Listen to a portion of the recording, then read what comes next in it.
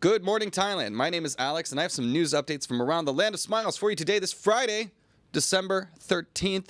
Happy Friday the 13th, everybody. Before we begin, please remember to like and subscribe to the channel. It helps us out a lot. Now, today we will be talking about a cocaine smuggling operation gone wrong, an online prostitution sting involving a Nigerian tourist, and a little later, some updates on the political situation in the wake of South Korea's martial law fiasco. But first, back to Thailand for a story I'm a little late on, but I still wanted to talk about it anyways. A Russian tourist in his underwear clashed with Thai police in Phuket.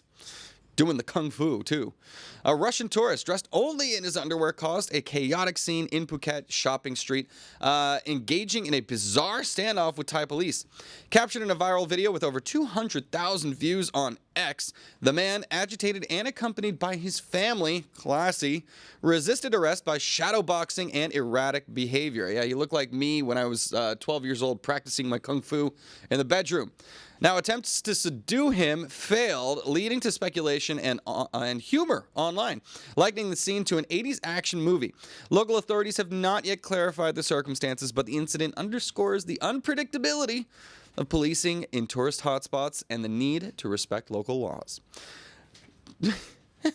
Okay, look, I feel bad for the cop that's getting chased away by the guy, because when his family's there, that should be something that would have a calming effect. That did not happen, and he had the crazy eyes. People were jumping on him. He was tossing them off, and he was just running down a police officer, and that is a pretty terrifying prospect. So I feel bad for the police that had to deal with him in this situation. They also seem pretty restrained. In America, that's a quick tasering, a macing, some sort of, a shooting even, perhaps. So, I am always impressed by the patience of the police officers here in Thailand in dealing with this kind of crazy. In any case, hopefully, nobody's too hurt. We can all have a good laugh about it. But, what a real scumbag, especially doing that in front of your wife and children. Tisk tisk, shame, shame. Bad move. Now, a fire has disrupted a Pattaya spa, although no injuries were reported. So a fire broke out yesterday morning at a popular spa on Pattaya 3rd Road, prompting swift action by firefighters and local rescue teams. Thick smoke from the ground floor storage room caused panic, but the blaze was quickly extinguished, leaving no injuries. The fire damaged electrical outlets and melted an air conditioning compressor. Staff reported discovering the smoke just before opening and called for help immediately. Initial investigations point to an electrical short circuit as the cause, with officials emphasizing the need for regular maintenance to prevent future incidents. If you look at that, the storage of how they were handling that room, that seems like that was a death trap waiting to happen. Fortunately, this broke out before anybody was actually in there, so they just showed up at work and they're like, why is everything on fire? And we're able to get that under control quickly. So good on the authorities for getting there. But again, this just highlights the need for Thailand to get its act together when it comes to the electrical wiring and things like that, because it seems like there's a lot of spark boxes, a lot of tinder boxes around, which could end in tragedy. All right, speaking of viral, our next story, this is funny. Our last story about a Nigerian person in Thailand, it was also involving crime, but the story blew up in Nigeria, on Nigerian TikTok. It was really funny. There was hundreds of comments coming from Nigerians over there. Just proud to be mentioned. I was even though it was in not a good light, so I thought it was really funny that that happened. We'll see if it happens again, because I have another story involving a Nigerian tourist who was arrested in Bangkok over online prostitution. Now, Thai tourist police arrested a 21-year-old Nigerian man, referred to as Mr. John, during a sting operation near Tepahasadin Stadium in Bangkok, accused of advertising sexual services online for 12,000 baht. He admitted to offering these services as a way to supplement his income during his visit. Police seized his mobile phone containing incriminating evidence and charged him with soliciting prostitution. Authorities are investigating whether he acted alone or was part of a larger network, reaffirming their commitment to curbing illegal activities and preserving Thailand's reputation as a safe tourist destination. So, okay, when I initially read the story, I assumed that the Nigerian man was in sort of a pimping situation, which is obviously, you know, there's ethical concerns there when you're using the sexual services of other people in order to make money. Not the case. He was the prostitute himself. So this is one of those weird cases where obviously there's a little bit of a gray area here in Thailand when it comes to sex work. Still technically illegal and stuff like that, but they don't want the tourists to be participating in that and making money off of that as well, tarnishing the reputation. 12,000 baht. Any takers? No? Okay. Anyways, slaps on the wrist. Not sure if deportation's on the menu, but we'll see. If you're coming here as a tourist, please don't do it as a don't do it as a sex working tourist. Yeah, you always hear about the sex tourists, not the ones that come here and try to offer their own services. On to our next story. So we do these stories all too often. We'll see if there's a happy ending though. An Indian tourist was robbed of a gold necklace in Pattaya. Stop flaunting it, everybody. An Indian tourist named Merlin fell victim to a bold robbery on Pattaya 2nd Road near Soi Yen Sabai early on December 12th. Two masked suspects on a motorcycle violently snatched a gold necklace worth 210,000 baht. What? From his neck. The robbery captured on CCTV shows the suspects toppling their motorcycle during the struggle, but ultimately fleeing. One on foot and the other on the recovered bike. Pattaya police are analyzing the footage and urging the public for any information to aid their investigation. The incident highlights growing concerns over tourist safety in the area. I don't know. This is why, come on. How are you going to tell the fake one from the real one, right? But I guess this is the thing. It always appears to be, it does seem to be Indian tourists are often affected by this because they are wearing, their gold. A lot of them are coming out here traveling, wanting to look good, have a good time, flaunting it, but this is the danger. So be warned. This is definitely snatch and grabs are a thing here, especially if you are in some of those, more partyish areas too. So do be careful. It is an all too common occurrence here, unfortunately. It seems like they've gotten away with it for now too, so we'll see. Yeah, Danny Fan agrees. It's gone. And Casson says, of the earlier story, once you go Asian, you never go Caucasian. Bad news for me.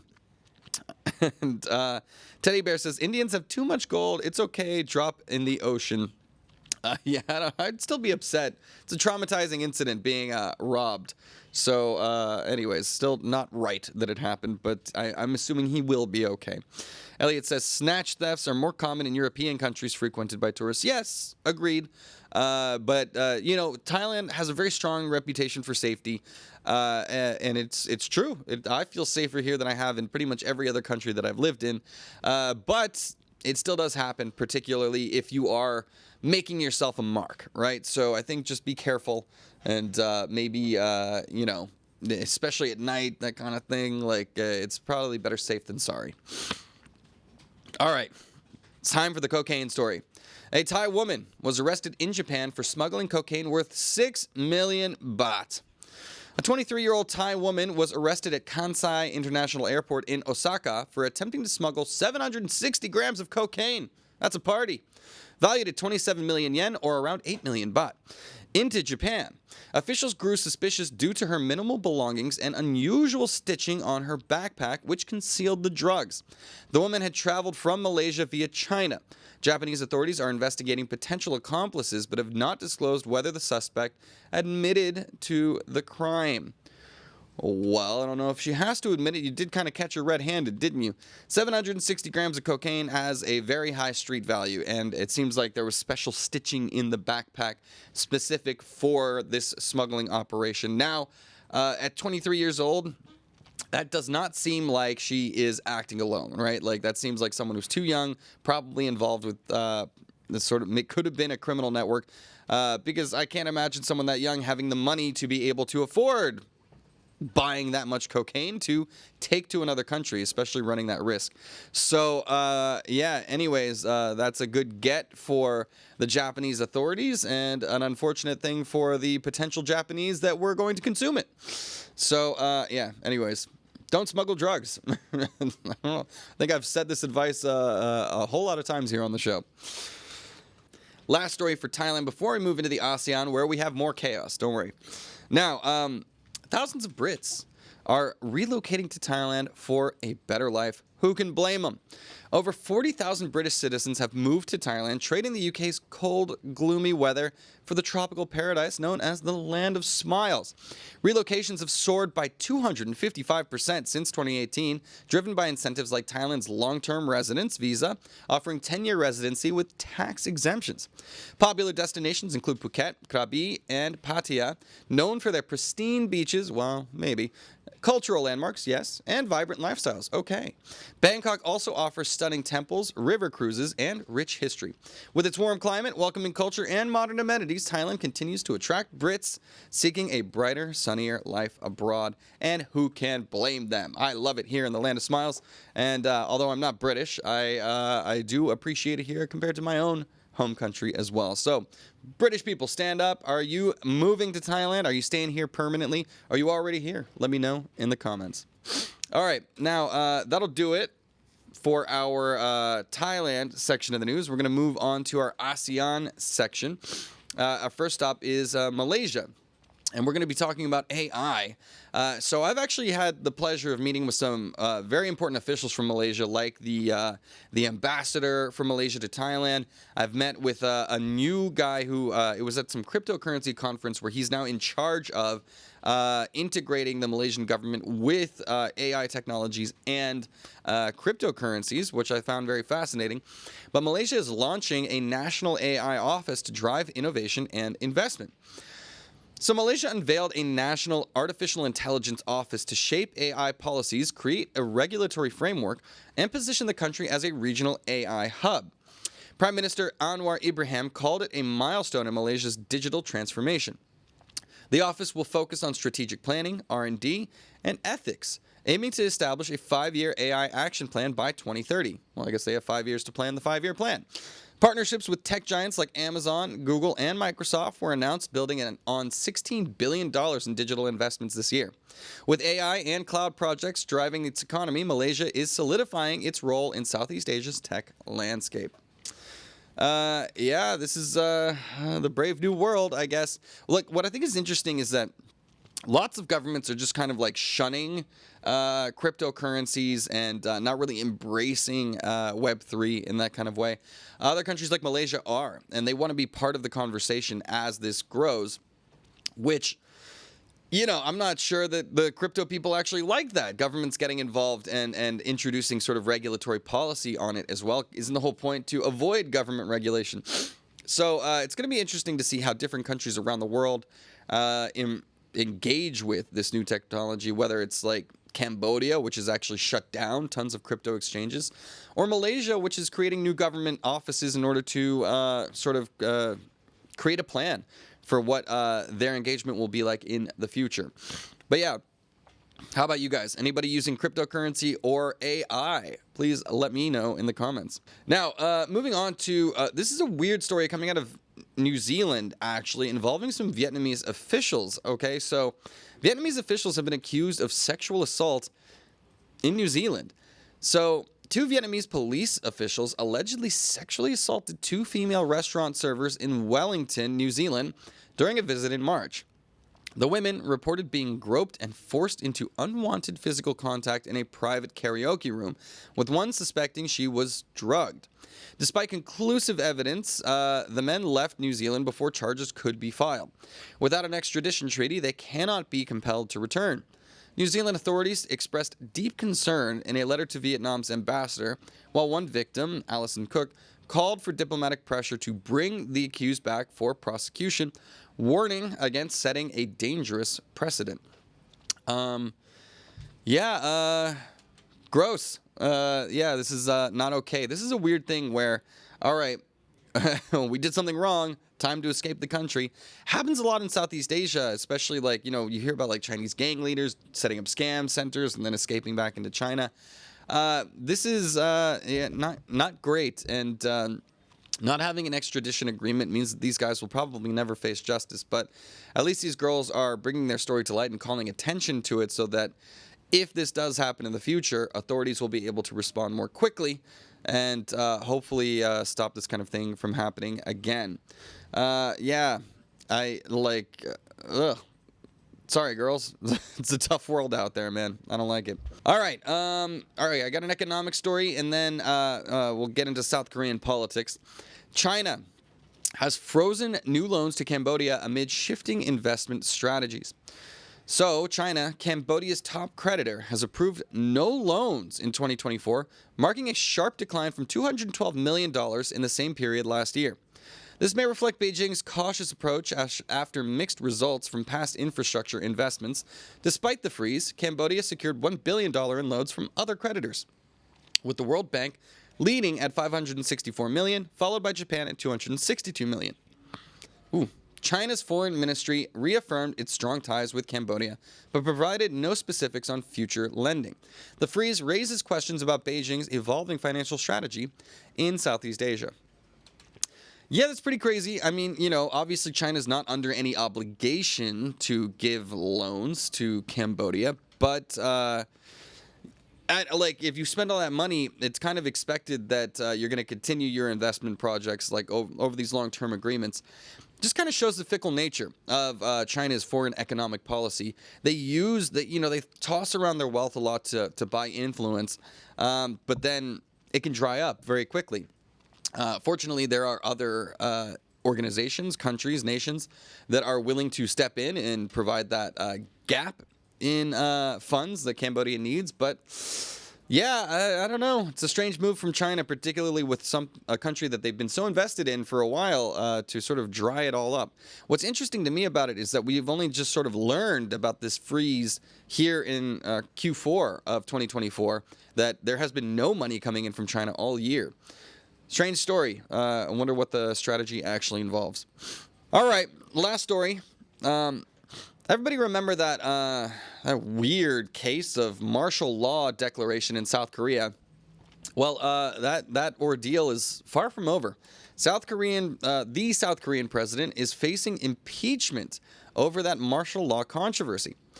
So, South Korea's ruling party, the People Power Party, or PPP, has backed impeachment proceedings against President Yoon Suk-yeol following his controversial declaration of martial law on December 3rd. Yoon's move, intended to address political gridlock, sparked nationwide outrage reminiscent of South Korea's military dictatorship era. Protesters, opposition figures, and even PPP members are calling for his removal. Accused of abusing power and insurrection, Yoon now faces treason investigations and has been barred from leaving the country. Despite plummeting approval ratings and mounting pressure, Yoon remains defiant, pledging to fight until the last moment. An impeachment vote is expected soon. All right, his own party's turning on him now. So it does appear that they will be impeaching. Look, I've studied Korean politics. Early days of Korean politics is, I would not argue, any better than what North Korea was doing around the same time. There was horrendous stuff going on. But since the 1980s, it has developed into what we would consider a thriving democracy. And, just by virtue of the impact of their culture, the growth of their economy, they're a top 10 economy now. It's been fairly good news in the past 30, 40 years. However, this seems like a crazy 180, the fact that he made this move in the first place, but then also testing the resilience of its democracy. It seems like people came out, denied him the ability to declare martial law, and he will be removed soon, it appears. So time will tell on that story. We'll keep our eye on it because, the saga is far from over, but it does appear he is in the hot seat. We'll let you know what that looks like in the future. All right, guys. Well, that'll do it. Thank you all for joining us here for another episode of Good Morning Thailand. We'll be back again on Monday after you have a wonderful weekend. You can always go to thetiger.com for more news updates throughout the day. It's constant, so there's always news going on. And it gets pretty weird and wacky here in Thailand, and we'll keep you updated. Also, don't forget to go to ASEANnow.com to sign up and join the conversation in Thailand's largest expat forum and rapidly growing around the region. For now, ta-ta, and let me see you in the comments.